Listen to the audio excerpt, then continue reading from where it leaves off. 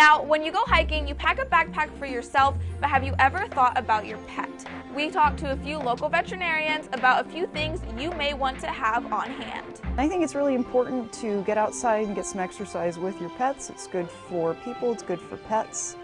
And I wanted people to have some tools so that they can have fun, but do so safely and avoid some common emergencies that I see in my profession. Minor lacerations, sprains, strains, heat exhaustion and dehydration are pretty big concerns too. The best thing that you could do is actually monitor your animal. Watch for panting that's uncontrolled, that they seem to be panting very heavily. If they are slowing down, watch for them to show signs of being tired, sitting down, not really wanting to continue to pursue. Instead of being interested in their surroundings, they start to stand exclusively by you and walk with you instead of venturing out and being interested in things. If they seem at all weak, you need to give your pet a break, get them some water. And if they're not recovering, that's a time to seek veterinary care. Those are all signs that an animal's tired and maybe overheating as well. For most pets, getting them a drink, giving them a chance to rest, and calling it a day, they're probably going to be fine. There's 3 main vaccines that when we're talking about dogs that we worry about prior to any time that they're out in public. The first would be the rabies vaccine, which is required by state law. That is definitely something that in the wild you're going to encounter, some type of animal that could have rabies. Any mammal could have rabies. So having that rabies vaccine is definitely protective and necessary. The other 2 vaccines aren't required by law, but they're definitely recommended. The first would be the what's commonly called the distemper vaccine, which is actually a combination of 4 to 5 diseases that are in one vaccination. And the other one is the Lyme vaccine.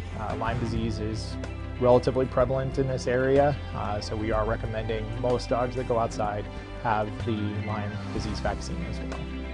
There is a vaccine actually for rattlesnake bites. So having a vaccination for rattlesnakes is something that if you're aware that rattlesnakes are in that area, your pet should have. If your pet is the type to go after porcupines, you may want to consider keeping them on a leash, especially spring and fall when they're more active. Whether it be bee stings or porcupine quills or cuts from running through things, having a small first aid kit is not a bad idea, so that you can clean a wound, a little bit of antibacterial soap, some little gauze to stop bleeding. Those types of things can often be helpful. Carry Benadryl. You don't have to, but if your pet comes in contact with a bee or a plant that it is slightly allergic to, you may have swelling, hives, those types of things. Benadryl can help to reduce that. Now, your veterinarian has to tell you the dose and has to tell you if it's okay technically. You have seen your primary care vet, get your pet in for a checkup and talk about what your pet needs based on their risk level. Probably the most important thing, especially over the summer, to take with you is extra water for your pet.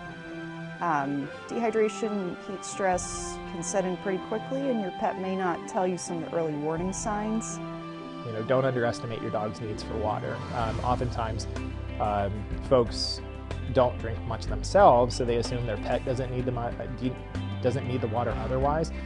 But it absolutely, your pet needs more water than you do. Animals that are experienced hikers that go out frequently, less breaks are necessary.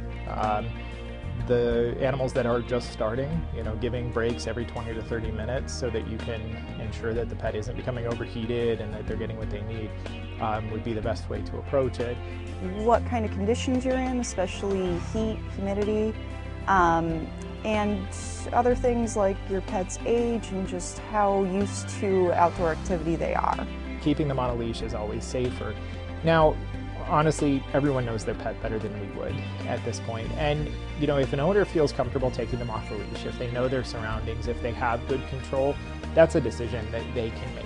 But if you're anywhere near a road, or if you're in an environment that you don't know, like it could be different wildlife there, the leash is always safer. So leashes can protect your pet and protect other animals and people around you, just depending on your dog's personality and what they're used to. It's important to know leash laws with the area that you're in.